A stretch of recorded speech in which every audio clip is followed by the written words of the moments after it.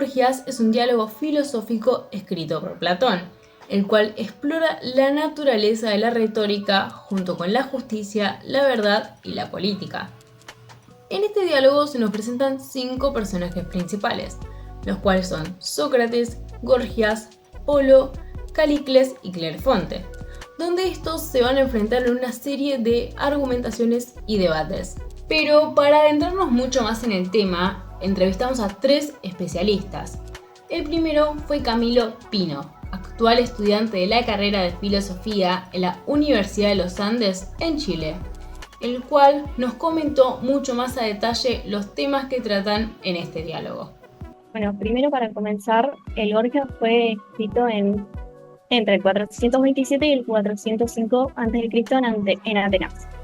¿Nos puedes contar cómo era ese contexto de esa época? Ese contexto era muy interesante porque es posterior a lo que muchas veces en historia se cuenta como el siglo de oro de Atenas, que es donde está este auge de la democracia. Atenas en ese momento, donde se escribió el Gorgias, todavía seguía siendo una potencia, digamos como una ciudad-estado, una ciudad hegemónica respecto a las otras ciudades, pero en la guerra del Peloponeso, que durante esos tiempos, Sócrates de hecho lucha en la guerra del Peloponeso, empieza una debacle, digamos, moral en Atenas, porque claro, las guerras introducen mucha incertidumbre en las personas, mucha angustia, muchos miedos, muchas preguntas respecto de cómo debemos ordenar la ciudad, respecto de la política. Digamos, en contextos relativamente normales y tranquilos, las personas no se hacen las reflexiones más profundas, se dedican a disfrutar un poco la vida. Pero este contexto de guerra, esta lucha con Esparta específicamente, implica que los griegos empiecen a repensarse cosas. Justamente es el momento del auge de tanto los sofistas, que en este caso sería Gorgias, como posteriormente los filósofos, como sería Platón. Y más o menos, ¿cómo eran vistos estos filósofos en esta época y en este contexto, además de lo que ya nos explicaste?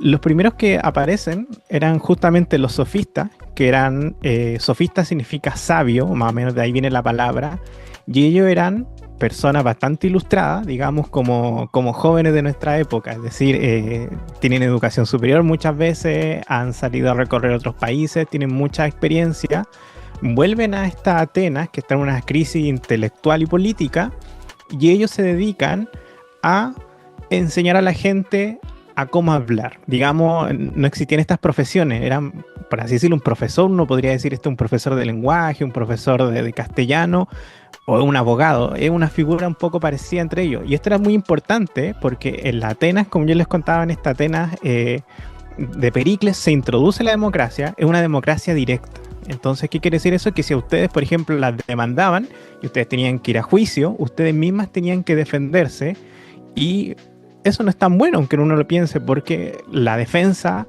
es tan buena como uno pueda defenderse, y todos sabemos que hay gente que habla mejor que otra, hay personas que se ponen nerviosos frente a un grupo de personas, hay personas que no tienen la misma elocuencia. Entonces estos sofistas, al introducir la idea de que se puede enseñar a hablar bien, se vuelven, digamos, unas personas muy solicitadas, y en el fondo hay una tensión, y es donde aparece Sócrates, porque Sócrates empieza a decir que estos sofistas, estas personas que empiezan a enseñar retórica, que te venden un poco la idea de que si tú tomas clases conmigo te vas a poder defender en la asamblea, vas a poder escalar políticamente, vas a tener mejor trabajo. Sócrates les critica un poco que el uso que están haciendo de los instrumentos intelectuales es, digamos, utilitarista, es decir, para beneficio personal y no en la búsqueda de la verdad. Con todo esto de los conceptos que empezaste a mencionar, la retórica, ¿consideras que algunos pueden ser, se adaptarían a un contexto más actual? Yo creo que una de las gracias de la filosofía es que es siempre actual. Ahora estábamos reunidos hablando de lo que pasó, digamos, en el siglo V, cuarto, quinto antes de Cristo, pero si uno lo piensa, es algo que es totalmente, digamos, propio de nuestra época, ya que ese dilema de la retórica, ¿para qué sirve la retórica? Si la retórica es un instrumento para sacar un beneficio personal, o la retórica es un instrumento para alcanzar una verdad, es algo que presenciamos nosotros día a día. El ejemplo de ayer mismo son las elecciones en Estados Unidos. Trump y generalmente muchos políticos que uno podría definir populistas, y eso se da, digamos, no solo en América Latina, en Europa, o en este caso en Estados Unidos, son aquellas personas que tienen un discurso que está enfocado en mover las pasiones de las personas, los corazones, como se dice, por ejemplo, tocar una herida, tocar un punto sensible en las personas, para que ellos, en este caso, por ejemplo, voten o sean más o menos seguidores. También en el contexto de las redes sociales se ha dado mucho esto. Uno ve que hay gente que tiene más capacidad de hablar frente a una cámara, y en un contexto, como le dije, de TikTok, de los Reels de Instagram o YouTube, vemos que hay gente que empieza a tener más llegada con las personas, empieza a estar más en la palestra por sus capacidades de hablar. Entonces es interesante que, a pesar de que vivimos un mundo mucho más técnico, mucho más cientificado en muchos aspectos, si uno es súper crítico se va a dar cuenta de que lo que le molestaba a Sócrates en su tiempo es totalmente propio del nuestro. Es decir, personas que utilizan su capacidad para hablar en público para llevar a la gente a sus propios objetivos. ¿Y cómo podrías relacionar el Gorgia con otros temas, con otros textos filosóficos? El Gorgias tiene la característica de que en la República de Platón, es curioso porque uno de los últimos textos de Platón, quizá no el último, pero de los últimos, que es la República, digo último porque es un texto muy maduro, es decir, un texto que ya Platón ha vivido muchos años, así que ya elige con pinzas qué va a pensar. Se relaciona a la vez con el primer texto, que es la Apología de Sócrates, y el Gorgias reúnen una discusión acerca de la justicia, acerca de qué es lo justo, qué es lo bueno y lo correcto en la sociedad. Entonces, la mayor parte de la pregunta de Platón, y que también está por este contexto que nosotros estábamos hablando, es una pregunta acerca de lo justo, el bien y lo correcto para nosotros en la sociedad y vivir bien. Entonces, el Gorgias, a pesar de que, digamos, se trata de la retórica, uno dice Gorgias es el texto de la retórica, es un texto que al final se pregunta por el bien y la justicia. Es decir, estas personas que tienen la capacidad de hablar bien y que incluso consideran que son capaces de enseñarle a otras personas cómo hablar correctamente, ¿para qué están enseñando esto? ¿Para qué están utilizando esto? Con su, digamos, arte de hablar bien, ¿acercan a las personas a la verdad, al conocimiento, las hacen mejores personas? O por otra parte usan esta herramienta para mantenerlas, por ejemplo, en la ignorancia, y aprovecharse de esas personas para, no sé, salir elegido en campaña, obtener un cargo, obtener fama. Y como le dije, no solo está eso en todo el corpus platónico, sino que también resuena mucho con el mundo que nos toca vivir. Sí, siguiendo con eso, con la actualidad, ¿considerás que la filosofía que utilizan en Gorgias se puede aplicar en la vida cotidiana? Yo creo que totalmente.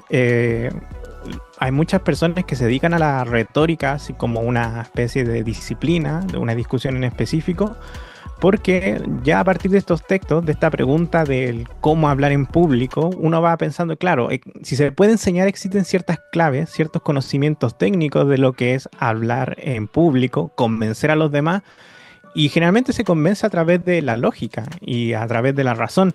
Entonces, en la actualidad, estudiar la retórica a uno le ayuda mucho a desarrollar lo que se llama el pensamiento crítico. Es decir, cuando uno estudia un poco las falacias, tiene una pequeña pincelada que una vez ve en el colegio, en la universidad, de qué son las falacias.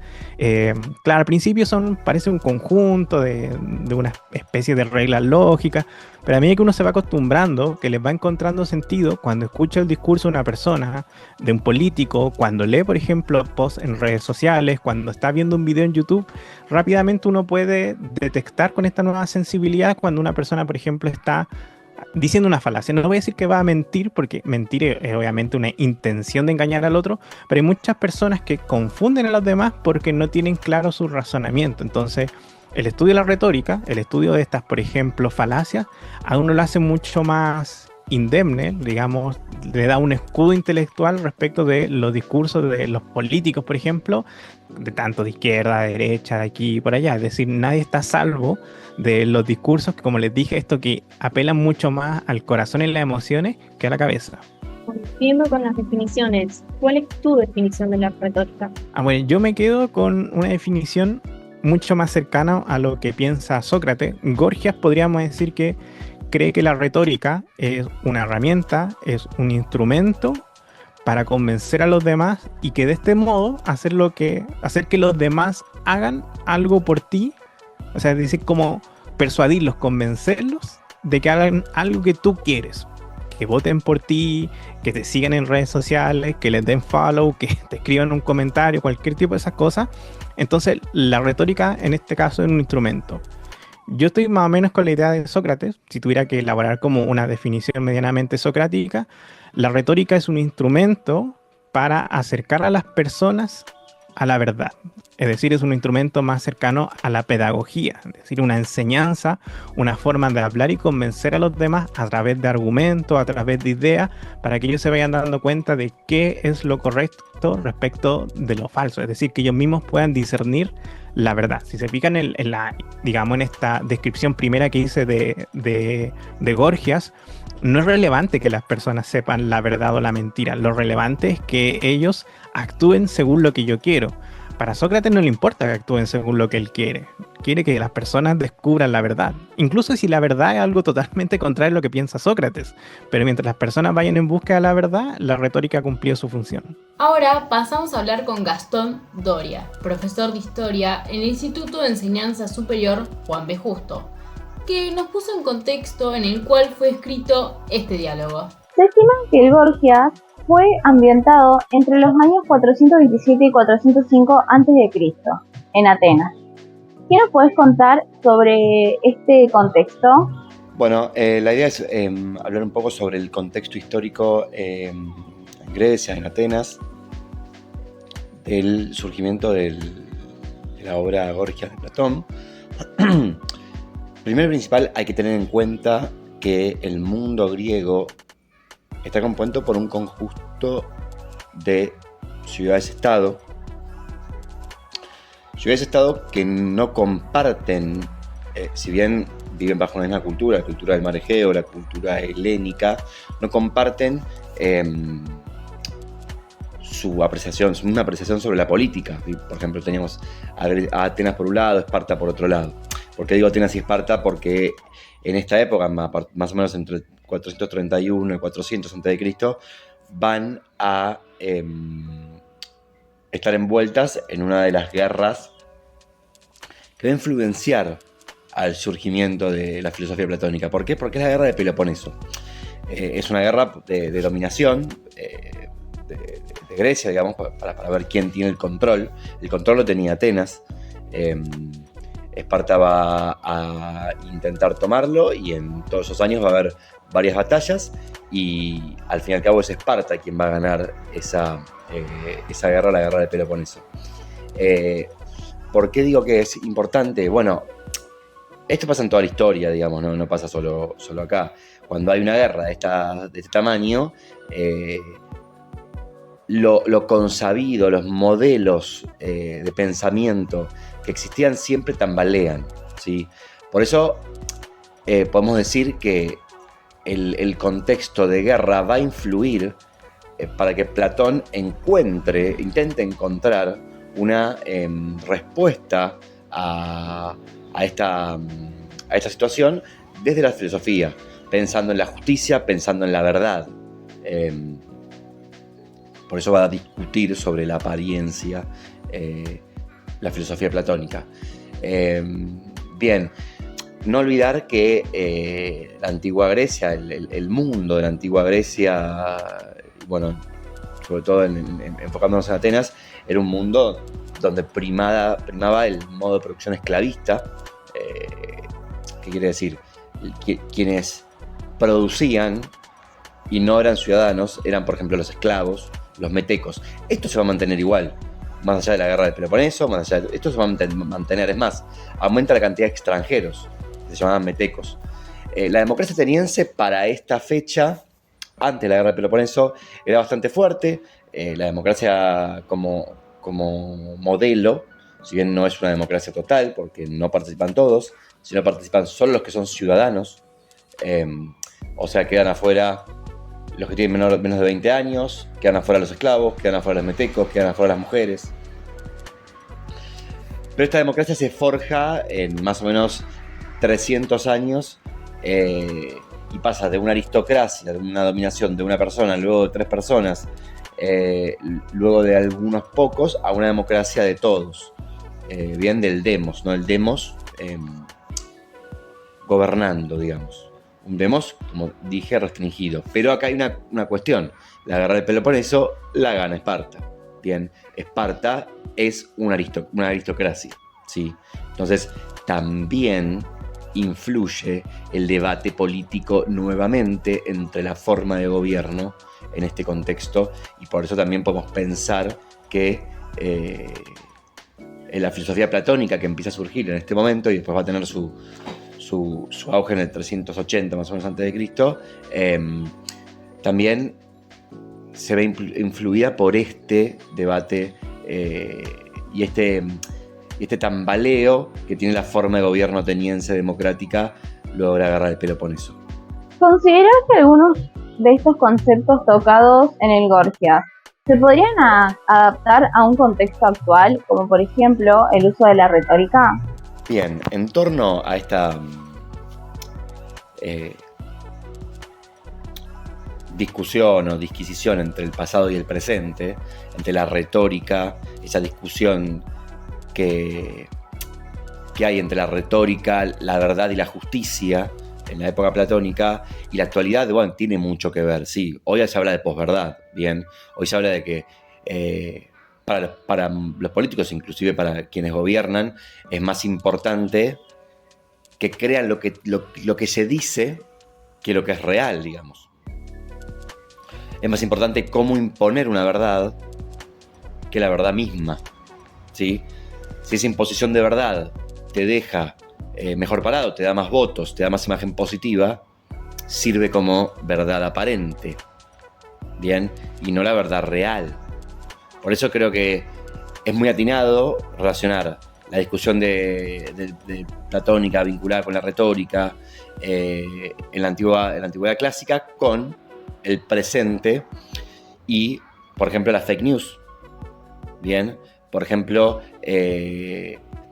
la utilización de los medios masivos de comunicación, de las redes sociales, para generar ciertos tópicos que se impongan y que de esos tópicos se puedan colgar o valer muchos políticos para tomar ciertos objetivos o para cumplir ciertos objetivos. ¿Cómo eran vistos los filósofos en esta época? Bueno, esa pregunta no tiene una respuesta única, ¿bien? Pensemos que para ser filósofo hay que tener educación, ¿sí? En esa época la educación no era popular, ¿sí? No la tenían todos. Quien la tenía era parte de la aristocracia, ¿sí? Los más ricos, los más poderosos de la sociedad, ¿bien? Los que en su momento, antes de la democracia, habían sido parte de los arcontes, bueno, o de diferentes tipos de instituciones de poder no democrático. Los filósofos son parte de esa aristocracia. Por lo tanto, en algún momento o en ese contexto, por alguna parte del pueblo, van a ser vistos como, bueno, sabios, ¿sí? Pero por otra parte del pueblo no. ¿Por qué? En el medio de una guerra, en el medio de un contexto de guerra, un sabio no sirve para otra parte, para la parte del pueblo que para los guerreros, ¿sí? Por eso es una pregunta muy relativa en torno a, bueno, cómo son vistos, ¿no? Según quién, ¿sí? Porque en un contexto en donde se está jugando, ¿sí?, el poder de quien domina todo el mundo griego, un filósofo no va a la guerra, un filósofo se queda filosofando, se queda pensando, y eso era por una parte de la sociedad mal visto.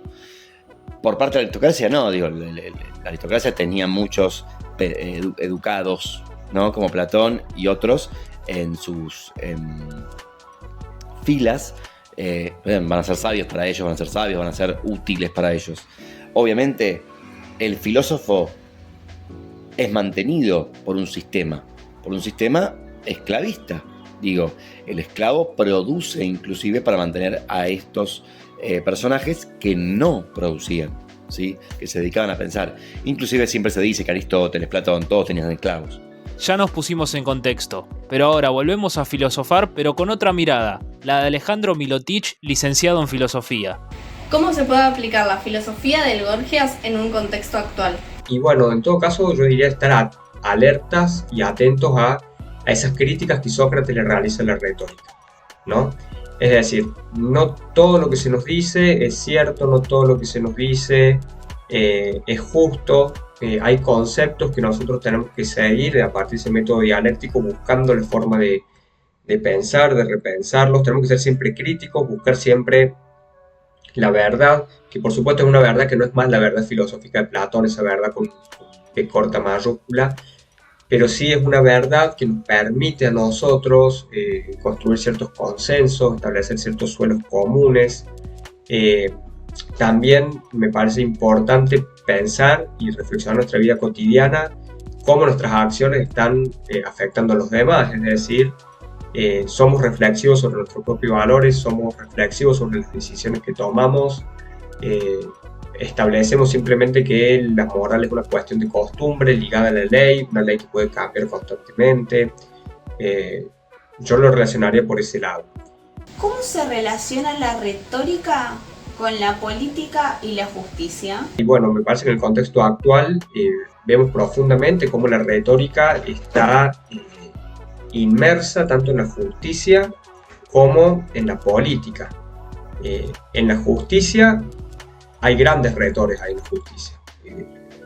Si tomamos el modelo, por ejemplo, de la justicia de Estados Unidos, vemos que la cuestión dialógica, la cuestión de la persuasión, tiene mucho peso. Si lo vemos más en nuestros contextos, vemos que esa persuasión tiene mucho peso, sobre todo en las campañas políticas y sobre todo en las que tienen que ver con los medios de comunicación y las redes sociales. Pero en nuestro caso, en la justicia también hay una fuerte retórica porque muchas veces la justicia se confunde o se emparenta con cuestiones morales. Entonces lo que se dice desde la justicia es lo que va a estar bien y lo que va a estar mal, pero no en un plano legal, sino en un plano moral. Y es ahí en el plano moral donde la cuestión de la retórica tiene mucho peso. De la misma manera, con la fundamentación de los fallos judiciales, por ejemplo, ahí hay todo un gran apartado de retórica o de utilización de figuras retóricas. Calícles dice que la justicia es una realidad subjetiva, mientras que Sócrates la plantea como una realidad objetiva. Para vos, ¿cuál de estas dos definiciones es más acertada sobre lo que es la justicia? Creo que habría que buscar un punto medio. La justicia no la considero a la justicia como una idea platónica que está definida una vez y para siempre y a la que unos pocos pueden acceder. Sí considero que tiene que haber ciertas bases comunes que son posibles gracias al acuerdo, que está protegida por ciertas instituciones. La justicia es una de las instituciones principales de la política, y que en ese conjunto de acuerdos básicos uno podría decir, bueno, surgen desde ciertas subjetividades de ciertos acuerdos, pero plantean y establecen ciertos criterios, vamos a llamarlos objetivos, para determinar lo que es justicia y lo que no es justicia. Pero que sean objetivos no significa que no puedan modificarse. Son contingentes como todas las instituciones humanas y como son contingentes pueden modificarse. Sí creo que alertar este costado de que es una construcción humana te acerca más a Calícles, mientras que una definición socrática como un principio fundamental, ético, universal, es más estricto, no nos da mucho lugar para movernos, para dialogar, pero sí considero que tenemos que buscar cierto momento conservador de la justicia, de conservar esos acuerdos mínimos, y ahí sí podríamos decir acercarnos un poco más a esa figura socrática. Estos diálogos de Platón siguen siendo actuales, escuchamos las diferentes miradas de los especialistas y ninguno tuvo problema para llevar estos temas a la actualidad. En los textos se tocan temas como la política, la justicia o la hambruna que hay en el mundo, y sigue estando todo vigente. Por eso es probable que si alguien agarra estos textos, dentro de 500 años sigan teniendo ese mismo sentido.